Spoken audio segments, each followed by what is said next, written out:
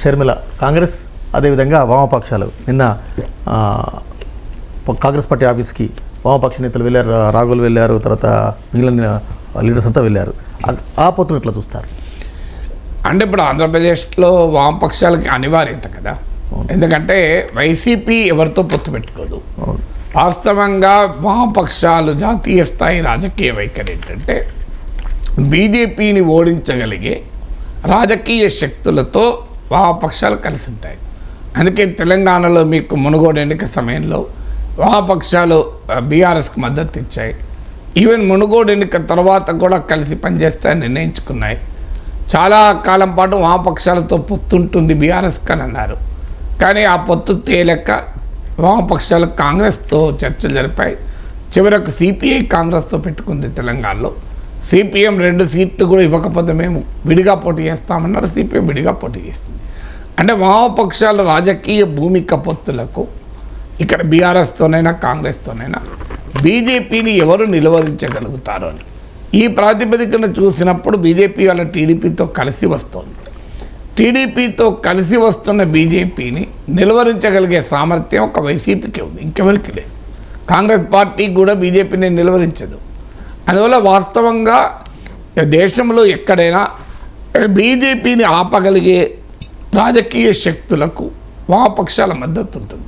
మీకు అందుకే మీకు తెలంగాణలో కూడా మీరు గమనిస్తే కాంగ్రెస్తో సిపిఎంకు పొత్తు లేకపోయినా సిపిఎం విడిగా పోటీ చేసిన 19 సీట్లలో 70 సీట్లలో కాంగ్రెస్ అభ్యర్థులకే మద్దతు ఇచ్చారు.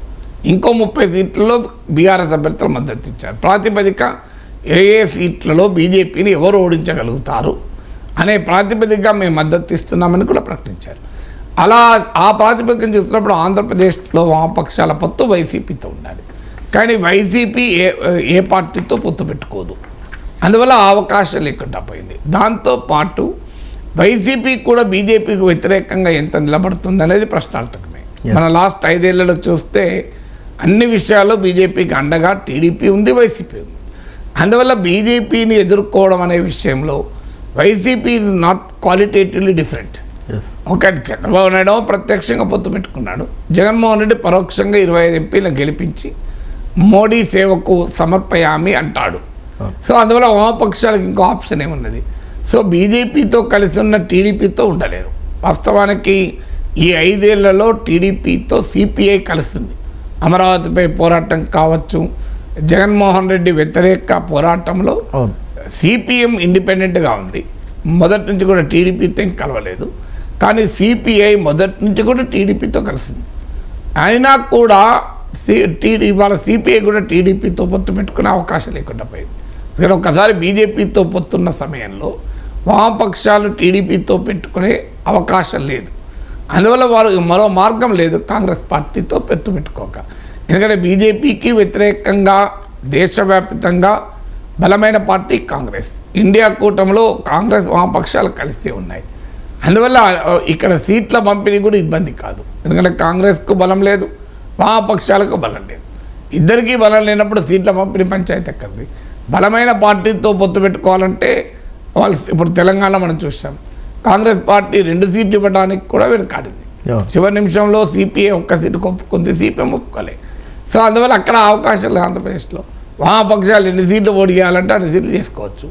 ఇక్కడ కాంగ్రెస్ పార్టీ ఇవ్వడానికి సిద్ధం. ఎందుకంటే కాంగ్రెస్ పార్టీ కూడా వామపక్షాల కన్నా ఎక్కువ బలమేం లేదు ఈరోజు రాష్ట్రంలో. అవును.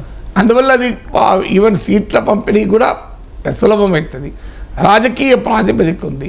ఎందుకంటే టీడీపీ వైసీపీ కలిసి బీజేపీకి ఓడిగం చేస్తున్నాయి, బీజేపీకి భయపడుతున్నాయి. అందువల్ల ఒక పరోక్ష మిత్రులు, ప్రత్యక్ష మిత్రులు. సో బీజేపీని ఎదుర్కోవాలి అనే రాజకీయ లక్ష్యంతో వామపక్షాలు కాంగ్రెస్ ఒక పొలిటికల్ నెరేటివ్ బిల్డ్ చేస్తానికి కూడా అవకాశం ఉంటుంది. అందువల్ల ఇంకో ఆంధ్రప్రదేశ్లో అనివార్యమైన కలయిక ఇది కాంగ్రెస్కు కమ్యూనిస్టులకు మధ్య.